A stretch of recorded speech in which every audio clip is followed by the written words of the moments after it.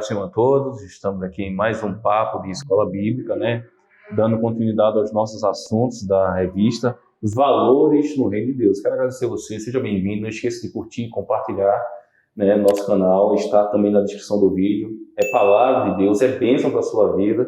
E para comentar a lição de hoje, resguardando os sentimentos ruins, temos aqui conosco a Ruth Salles, né? A gente está aqui participando conosco, a esposa do pastor nosso aqui da igreja, também psicóloga, professora, pregadora, teóloga, graças a Deus, veio aqui participar com a gente. Faz a sua apresentação aí, Ruth. A paz, queridos, é um prazer estar aqui, obrigado, Samuel, pelo convite, e vamos aí, né, falar um pouquinho sobre esse tema. Amém. Deus abençoe. Então, Ruth, a revista, né, ela fala resguardando sentimentos ruins, né? E a continuação do Sermão do Monte é: eu, porém, vos digo que qualquer que sem motivo se encolerizar contra seu irmão será réu de juízo, né? Então, já começa falando de cólera, de ira, né? Que é um sentimento, né? Sim. Vamos lá, então, né? Eu vou, como você falou que eu sou psicóloga, vou entrar um pouquinho na minha área para não deixar, né? Então, os sentimentos ruins, se a gente for olhar, a raiva, hostilidade, tristeza, medo, frustração, desespero, ódio, cólera, ira, está todo dentro de sentimentos ruins. E são memórias afetivas que são armazenadas no ser humano durante o desenvolvimento da sua personalidade, tá? Eu até aqui trouxe o conceito de cólera, só para a gente ter uma noção. O que é cólera, né? É uma irritação muito forte, uma ira, um impulso violento. Quando a gente fala de impulso, a gente fala algo que é inconsciente, que é algo que não é controlado. Então, um impulso violento que nos incita contra aquele ou aquilo que nos ofende ou que nos indigna. É um comportamento de ferocidade e irritação. Então, novamente, quando é impulso, não passa pelo crivo da razão, tá? Então, ele vem o sentimento. É importante a gente também diferenciar emoção e sentimento, né? A emoção é algo que eu sinto aqui dentro quando eu tenho um estímulo externo. E aí, aquela emoção aqui dentro me faz agir. Esse agir é um sentimento. Então, nessa questão, quando nós temos memórias afetivas negativas, por conta da nossa construção da personalidade, pessoas que tiveram abandono, tiveram traumas, tiveram perdas, violências, tantas outras coisas que a gente sabe, são armazenados aqui na sua memória essas memórias afetivas negativas que a gente fala. E por conta disso, a pessoa vem a ter esses sentimentos inconscientes, tá? Então, só para a gente ter uma noção disso. Porém, eu entendo que nós, como cristãos, nós somos transformados por Cristo, né? E João fala que hoje não vivo eu, mas Cristo vive em mim. Então, hoje nós temos o Espírito de Deus que habita em nós. Então, nós somos moldados, o Espírito Santo nos convence, porque nada mais é, esses sentimentos é fruto do pecado, né? Então, quem é que nos convence do pecado? É o Espírito Santo. Então, eu entendo que nós, como cristãos hoje, nós precisamos ter esse entendimento do que é certo, do que é errado, dos mandamentos. E aí, até lá em Mateus, está dizendo, Mateus 5, 23 e 24, que Jesus fala ali, quando você vier trazer a sua oferta ao altar, mas se você souber que o teu irmão tem algo contra você, deixa a sua oferta ali, vai lá, acerta com ele para depois vir, porque a sua oferta não vai ser aceita.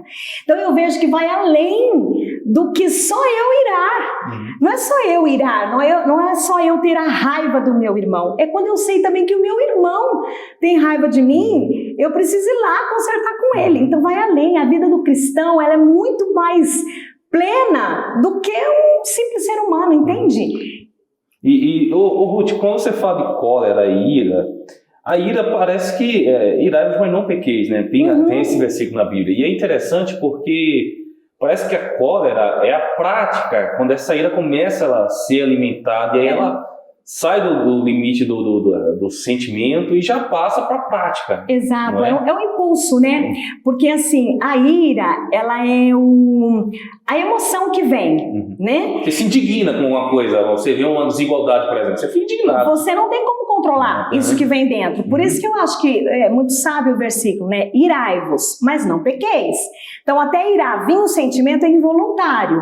Você sente. Agora, o que você vai fazer a partir disso É uma responsabilidade sua, você tem que passar pelo crivo da razão, por isso que também eu sempre trago, né, Romanos 12. Vamos renovar nossa mente em Cristo, né, para que a gente não seja moldado nos padrões do mundo, e aí a gente vai experimentar qual é a boa, perfeita vontade, agradável vontade de Deus.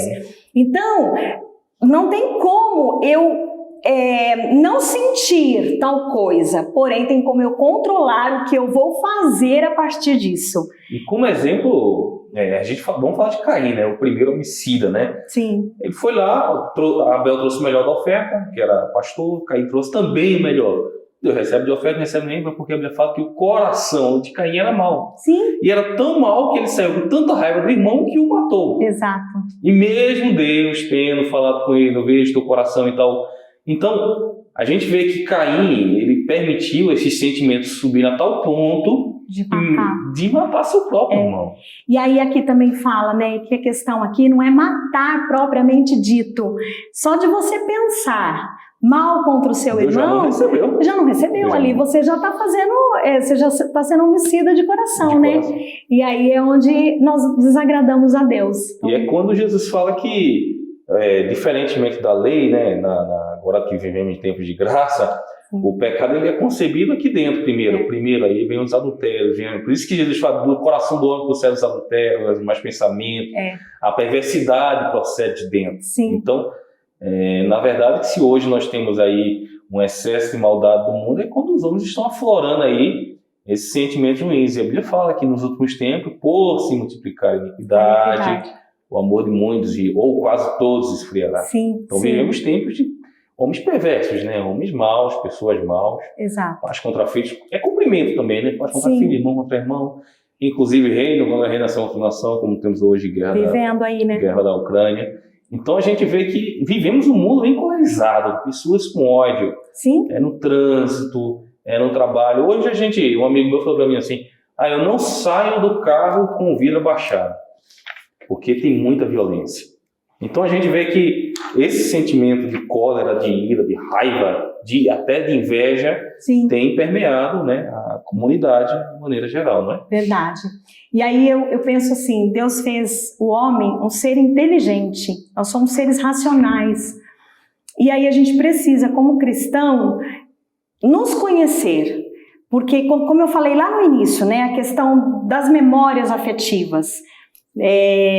O pecado trouxe tanta desordem, como a gente está falando, né, as famílias que estão hoje desfeitas e uma série de coisas, série de abandonos, de mortes e tudo mais. Então o ser humano ele é desenvolvido num mundo muito caótico, muito perverso, e tudo isso vai ficando e vai gerando realmente esses sentimentos negativos de raiva, de ódio, de querer descontar no outro, enfim. E nós como cristãos, inteligentes que somos, a gente precisa buscar nos conhecer. Se a nossa história foi ruim, porque eu acho que cada um tem a sua história, se a sua história foi ruim, você teve uma história de abandono, você teve uma história de violência e tudo mais, saiba que você tem sentimentos armazenados na sua memória. Isso é do ser humano, do desenvolvimento humano. Faz parte da gente. Porém, o que vamos fazer com isso é uma responsabilidade nossa. Então, a gente precisa ter conhecimento. E a gente sabe quando a gente tem sentimento negativo. A gente sabe quando a gente está praticando aquilo que não agrada a Deus. Porque o Espírito Santo mostra pra gente. Então, quando a gente percebe isso no nosso coração, a gente precisa parar. Opa, tem algo que não está legal aqui em mim. E aí a gente vai. Aí eu trago Gálatas, até a lição traz em um dos termos lá, dos tópicos, Gálatas 5, né, que fala do fruto da carne, as obras da carne e o fruto do Espírito. A ira é uma obra da carne, mas o domínio próprio é o fruto do Espírito. É um gomo do fruto do Espírito, né? Então nós precisamos ter o domínio próprio, a gente precisa controlar as nossas emoções, controlar os nossos sentimentos, controlar o que fazemos, o que falamos e o que pensamos, porque também aqui na lição a gente aprende que não é só o ato, mas é só o pensar, a gente já desagrada, a gente já peca. E você traz, e vem minha memória aquela passagem, aquela mulher que pega um perfume, quebra nos pés de Jesus, né, e lava seus cabelos chorando. Jesus recebe aquela adoração, aquele sacrifício daquela mulher, Em contrapartida, aqueles fariseus que estavam ali, se ele fosse profeta e conhecesse a história dessa mulher, saberia o que oferece. Então você veja, uma pessoa extremamente legalista, com uma história de vida difícil, sim, pecadora, não é, meretriz, à margem da sociedade, e Jesus olha para a oferta daquela mulher e recebe, e do coração daqueles homens ele renega. Exatamente. Então você vê, não é, como você falou, não é a história de onde você vem, o que é que você vai fazer com isso, aos pés da cruz. A sinceridade do seu coração, né? Uhum. E aí você me faz lembrar de Davi, né? Davi foi um rei muito bem sucedido, contudo, teve muitos pecados, teve muitos deslizes, mas ele era um homem segundo o coração de Deus, porque eu penso que ele era muito sincero diante de Deus, né? Então a sinceridade, eu acho que a motivação que vem, que Deus olha, né? Não é as atitudes, aqueles fariseus naquela hora queriam mostrar a lei. Queriam mostrar a lei, legalista, né? E a gente vê que às vezes nem a principal circunstância, né, que é no caso de uma morte, faz a pessoa mudar, que é o caso do ladrão da cruz, né? Os dois ali do lado. Um tendo percebido que Jesus era o rei dos judeus, né, que era o Senhor que podia salvá-lo, pediu misericórdia. O outro disse, desce daí. Então, às vezes, nem numa situação difícil, a pessoa muda, né? Nem diante. Ele prefere alimentar-se daquele ódio, daquela ira, daquele pecado e deixar-se consumir. Ele disse, cuidado, o pecado bate a tua porta. Ele disse a Caim, se você abrir, ele já entra. Era.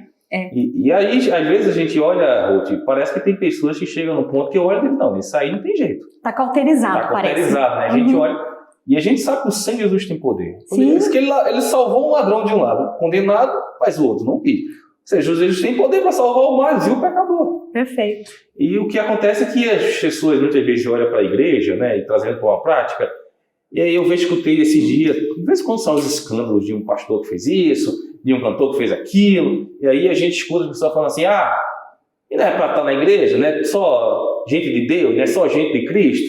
E como é que pode a igreja? Mas essa é a graça da igreja. Não tem pessoas perfeitas lá dentro. Não. Os perfeitos estão aí fora que acham que está suficiente, que não precisa de Jesus. Exatamente. Aqui tem pessoas que reconheceram que são dependentes dele. Exatamente. E aí, enquanto a gente está aqui, o Espírito Santo vai nos moldando e vai nos aperfeiçoando, né? Como diz lá numa das cartas de Paulo, até a gente ser a estatura de varão perfeito, né? Então, enquanto estamos aqui, o Espírito Santo que vai nos moldando a sermos melhores. Amém. Então, a lição fala que a cólera, né, é a antessala do homicídio, né? Ela precede o homicídio, né? O homicídio ele não nasce no coração. Nasce no coração. Então, E existem pessoas hoje, né? Como é que a gente chama? Pessoas que fazem muitos homicídios, como é o nome? Assassino em série? Assassino em série, né? Pessoas que têm prazer em tirar a vida humana, né? Não sei se você, como pessoal, às vezes tem um distúrbio, alguma coisa, mas sente prazer em coisas que... Psicopatia, né? Psicopata, essa é a palavra que eu estava aqui tentando chegar, chegou. Então, são pessoas que sentem prazer em se alimentar do pecado, né? Em se alimentar da cólera, se alimentar da ira. Então, agora é o primeiro passo para a prática do homicídio. É isso, nós vimos aqui o fechamento desse segundo tópico. Então, no terceiro tópico, né? Como você fala aqui... Acho que eu já até adiantei o terceiro tópico, mas vamos lá. Não tá ideia. Então, a oferta no altar é o que a gente comentava, então não adiantava reconhecer a bondade de Deus e não se reconciliar com o irmão, né? Sim. Vale ressaltar que reconciliar do grego não sei se vou falar nem grego aqui para não pagar esse mico, que significa renovar a mente de alguém, renovar a amizade com alguém. Então, quando você fala de trazer a oferta sem não se reconciliar com o irmão, né? A palavra grega significa renovar a mente ou renovar a amizade com alguém. E renovar é fazer algo novo de novo. Não é simplesmente ir lá e pedir desculpa. Reconciliar é mais profundo que isso. É o início de um ciclo novo. Perfeito. Aí eu acho que até cabe o perdão, né? Porque o perdão, ele não é um sentimento. O perdão é uma atitude. Eu decido perdoar. Então, por exemplo, se tem uma situação dessa que você percebe que tem um irmão que está contra você por alguma situação, pode ser que você seja inocente no caso, mas o irmão está contra você, na cabeça dele você fez algo e ele está lá machucado. E aí você precisa, né, liberar o perdão, decidir perdoar esse irmão, mesmo que você seja inocente, porque o perdão é uma ação. E a partir disso, eu esqueço. Esqueço no sentido de, não que eu vou sofrer de amnésia, de maneira nenhuma. Porém, aquilo lá não vai mais me incomodar, né? Nem a mim, que vou fazer esse processo de deixar a minha oferta e ir lá reconciliar com o irmão, e nem esse irmão também, né, que recebeu esse ato. Então, é algo que a gente precisa exercitar, que é o perdão, que é uma atitude. Se a gente for esperar ter vontade para perdoar alguém, pode ter certeza que nós não vamos sentir. Então, a gente precisa ter consciência, de novo, de que eu preciso perdoar, é uma atitude. E você me faz me lembrar, eu vi um documentário, inclusive fica no Netflix aí, quem quiser dar uma pesquisada, acho que é Humano, o Rio, eu não sei como se fala, é Humanos mais ou menos, acho que esse é o nome do documentário. E esse documentário abre com um americano contando que ele não conhecia bondade na vida, né? Ele veio de uma família difícil, pai, mãe, espancar, homicídios, drogas, e uma criança envolvida naquele meio, ele vai se alimentando daquelas coisas, vai crescendo uma pessoa ruim, e a gente sabe que às vezes só o sangue de Jesus Cristo, né? Sim. E aí ele foi condenado à prisão perpétua, né, por ter assassinado uma criança, e ele conta, esse vídeo é muito interessante, com lágrima dos olhos, dizendo que ele não conhecia bondade até conhecer a mãe daquela menina, que é uma cristã, e foi lá e perdoou ele. Gente, olha que difícil.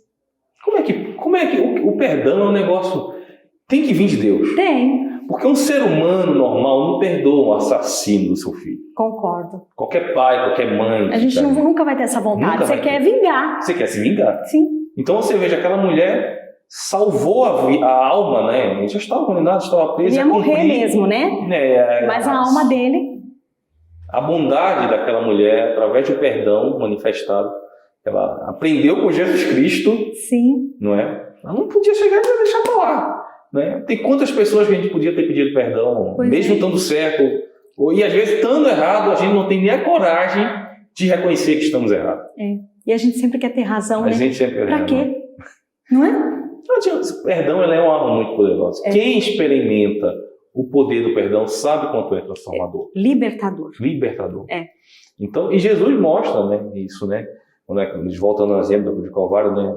Lembra-te de mim quando entrar no teu reino. Quem sabe ele falou para aquele ladrão, né? Estamos debaixo da minha condenação, nem assim temos a Deus. Então ele suplica, lembra-te de mim quando entrar no teu reino.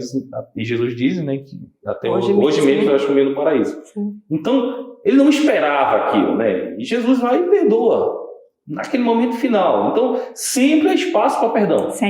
Sempre há espaço para perdão.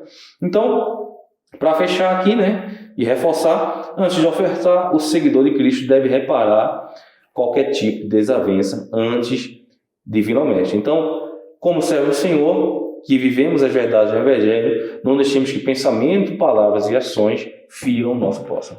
Perfeito. Pode fechar. É isso aí, gente.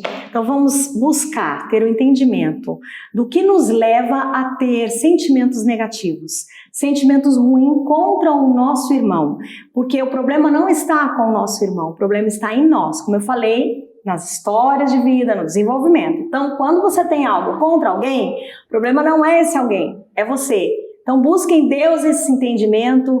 E eu vou também dizer, se precisar, busque um profissional para te ajudar, porque isso ajuda muito o autoconhecimento, porque Deus quer que a gente tenha uma vida plena. Ele é o maior interessado que a gente viva bem, para que a gente possa agradá-lo. E, além disso, para que a gente possa ter uma vida muito saudável, para a gente cumprir o nosso propósito. Porque essas questões acabam nos atrapalhando. Então, a gente precisa ter entendimento para que a gente avance no propósito que a gente tenha. Porque os dias estão se findando. Nós estamos vivendo, penso eu, o último momento da igreja. É verdade. Amém. Deus abençoe você, Ruth. Amém. Deus abençoe você, porque acompanha a gente aqui. A Ruth vai ter outra oportunidade de vir aqui. Inclusive, tem um trabalho dela no teu Instagram, né? Ruth Salles, teu nome lá? Lá é underline, @psico_Ruth Salles. Ruth Salles. Então, segue lá no Instagram também. É importante que a gente, como cristão, seja acompanhado por profissionais também que entendem a nossa realidade como cristãos. Que sejam cristãos, que sejam cristãos, é Sim. importante a gente ter isso. E Eu quero agradecer você por ter acompanhado a gente. Deus abençoe você. Não esqueça de curtir, compartilhar. Vamos deixar o link lá na descrição do vídeo, tá? E a gente se vê no próximo Papo Escola Bíblica. Deus abençoe você. Deus abençoe.